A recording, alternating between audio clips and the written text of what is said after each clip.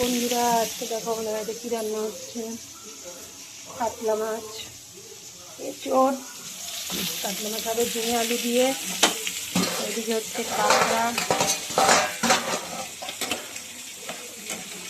ছোটো ছোটো কাঁকড়া।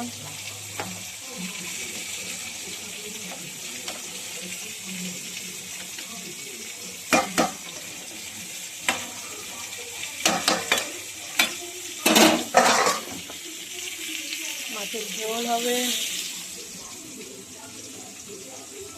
চিংড়ি মাছ আছে, চিংড়ি মাছ দিয়ে এঁচোড় হবে, ডাল হয়েছে, আর একটা মাছের মাথা দিয়ে তরকারি হবে। দেখতে থাকো। এদিকে মাছের ঝোল হয়ে গেছে, এদিকে এঁচোড় চিংড়ি বসিয়ে দিয়েছি। দেখো